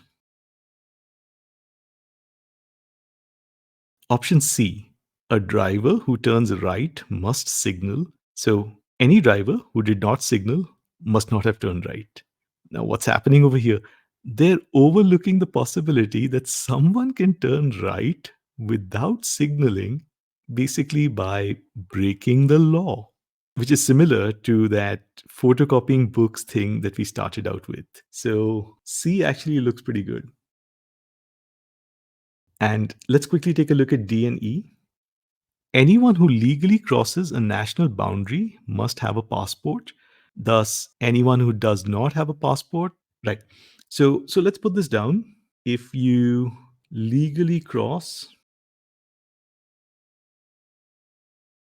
must have a passport. So passport must be satisfied if someone is legally crossing. Now, what they're doing is, so the right-hand side of this, they're basically saying anyone who does not have a passport cannot legally cross a national boundary. So what they're doing is they are negating the right-hand side, and they're moving from right to left, and they are negating the left-hand side as well. As we just discussed, this is fine, it is valid, and we can say this without worrying about whether someone can break the law, because this statement is restricted to people who are legally crossing. It's like saying if you want to legally photocopy a book, must have publisher's permission. Now, if you negate the right hand side, that is, you don't have permission to do the copying, you can say that you cannot legally photocopy the book, right? This logic is absolutely fine. There is no flaw.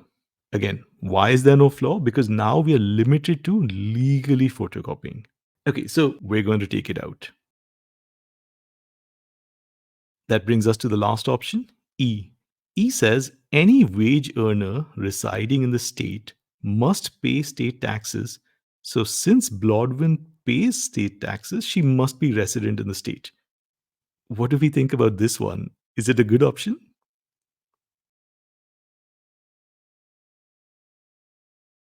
Let's put it down as if wage earner residing in the state, then must pay taxes, must pay state taxes. and the rest of it just moves in the opposite direction. So the right hand side is basically saying Blodwin pays state taxes. So the left hand side is also true, that she must be resident in the state. So what are we doing in this option? We're going right to left without negating. We just saw that in option B, this is a flaw, but again, it's a different type of flaw. So option E is out. Quick check. Is everyone comfortable with this question? Let me have a hang on. Abhijit could be other state. Yeah.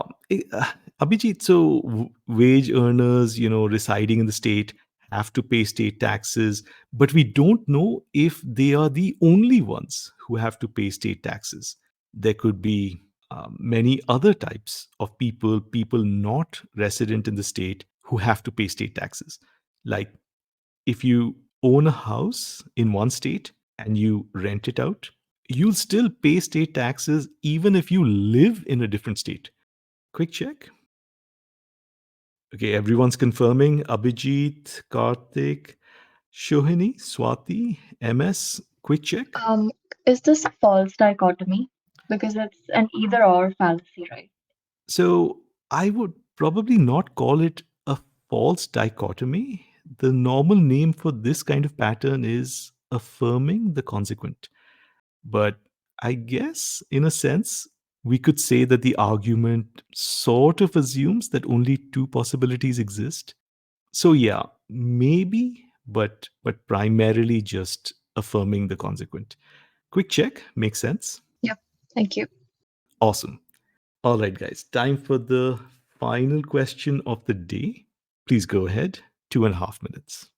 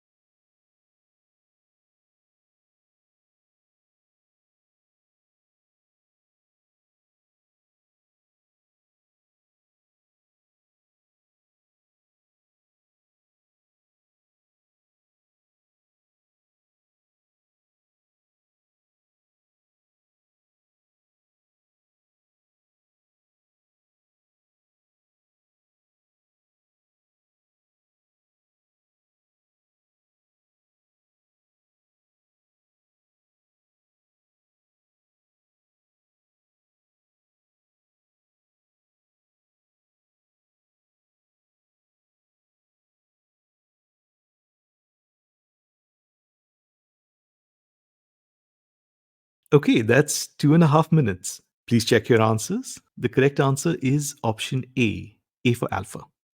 Now, before we get into these options, let's summarize the line of reasoning we see here. The city resident is saying that there are these digital electronic billboards that should be banned for light pollution. And Why is that? Because they are far too bright. And then the outdoor advertising spokesperson responds by saying, no, that's not true. Testing with a sophisticated light meter, right? So, what is the reason for this that it's not true? We're getting that now. Testing with a sophisticated light meter shows that at night they throw off less light than traditional billboards that are reflectively lit. Your mistaken perception that they are brighter comes from looking directly at the light source, the screen itself. So basically, less light gets, into the environment using these billboards. And the problem or the mistaken perception that they are brighter comes from looking directly at the light source rather than looking at how much light gets into the environment. Now, what I'd like to see from you guys is what is that thing that's happening in the original argument that we are trying to mirror in the correct answer? So, Ajitesh, I can conclude it this way, that if a person is experiencing a chest pain, he might come to perceive that he is having a heart attack. Whereas, when the same thing is being tested by a professional, a doctor in this case, he gives an inconclusive proof. Oh, sorry, a conclusive proof that it's not a heart attack. It might be some other reason, but it is certainly not a heart attack. So, in option A, what is the most important part of that option for you? The blood test. Excellent. Quick check. Does everyone agree? The blood test is the important part. It kind of mirrors whatever the light test, that the spokesperson was talking about. It mirrors that light test, right? So the light meter, just one second. Yeah, the sophisticated light meter, right? So there was a blood test over here and a light meter in the spokesperson's argument. Quick check, let me have a yes. The outdoor spokesperson uses a light meter as support, and the doctor is using a blood test as support. Okay, Karthik and Shohini are confirming. Abhijit, MS, Swati, if you're back. Okay, nice. Now, let's look at some of these other options. A politician rejects an accusation of perjury by denying the credibility of witness testimony. Now, over here, what are the good things about option B? We seem to have some sort of disagreement, right? Like the spokesperson was disagreeing with the city resident. The same way, we have some disagreement in option B as well. But what we are missing, right, is we don't have any instrument or some sort of test that the person is using to disagree. So the politician disagrees, but on what basis? So option B is out. Option C, an insurance agent rejects a claim on the grounds that there is. So again, so some sort of disagreement, rejection is happening, but on the grounds that there is insufficient evidence, there is no, no device, no machine of any kind, right? No test. So C is out. Let's move on to D. An investigator casts doubt on the results of a lie detector. Right. So this is the option. So I remember this is the option that I wanted to get you guys in on. So whenever you're ready, please unmute and let me know why D is wrong. He's saying it's a conditional statement. The condition is that the the person was sick. That's the difference. Okay, so let's go step by step. Remember what we're looking for. We're looking for disagreement and some kind of device or test or some sort of equipment of some kind. And we seem to have both in option D. So we have some sort of disagreement and, a lie detector, we can call that a device or a test, like a light meter.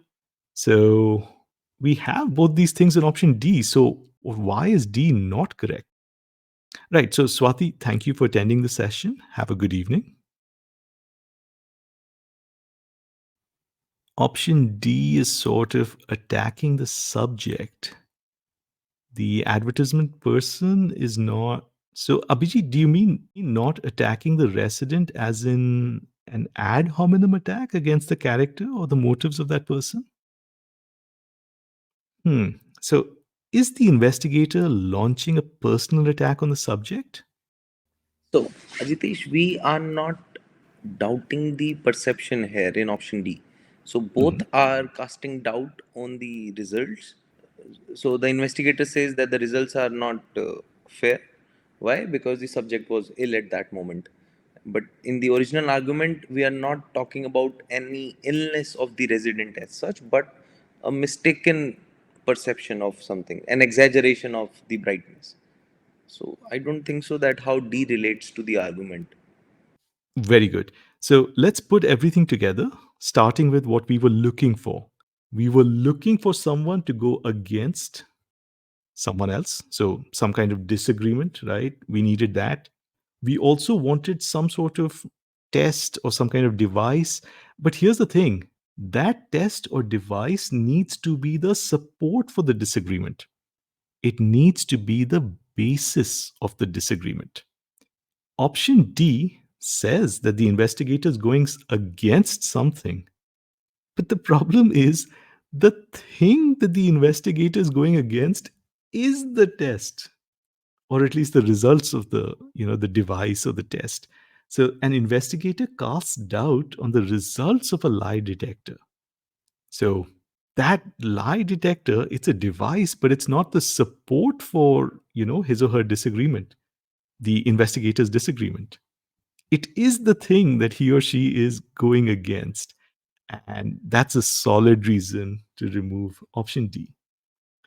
Quick check. Is everyone comfortable with why D is out? Let me have a yes if you're sure about this, or of course, if you have doubts, please unmute.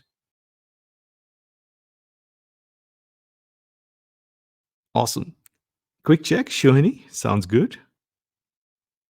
Ajitesh, sorry. Can you just explain option D once more? I'm just again get confused. Absolutely. So, okay, so in the stimulus, we had the city resident, right? So let's go back to that.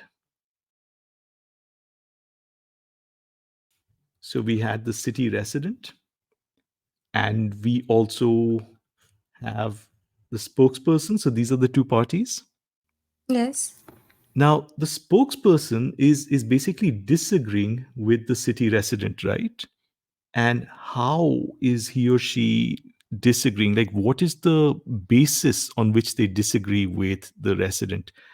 They're using this testing with a sophisticated light meter, right? That is their reason, or that is part of their support. Yes, yes. But in option D,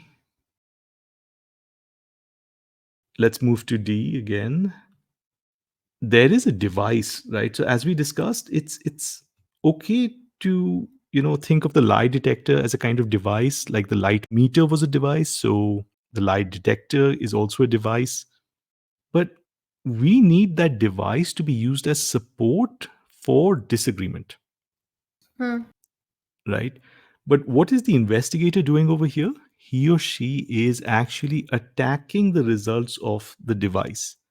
So they're using something else as the support for their argument. That's the report of illness. That's the support for their disagreement. And just to be clear, when we say the subject's report of illness, we just mean that the subject is, like reporting, just saying that he or she was unwell. It's not a device or something. That's why D is wrong. Got it. Awesome. Now let's take a look at option E. A psychologist treats a mental illness by encouraging a patient to abandon inconsistent beliefs. Again, I think the big problem over here is there is no disagreement of any kind. So there is, of course, no meter, no cardiac test or whatever, no device. But apart from the fact that there is no objective test of any kind, there is no disagreement. So E just seems to have nothing in common with the original line of reasoning, and we take it out. Okay, awesome. So we've reached the end of this question. and of this session. Thank you all so much for attending this session, and please feel free to send any more questions that you may have my way. For now, thank you for attending the session. You're welcome, Karthik. You're welcome, Abhijit. And yes, happy Holi. You're welcome, MS. Happy Holi, Karthik. You're welcome, Shoini. Happy Holi.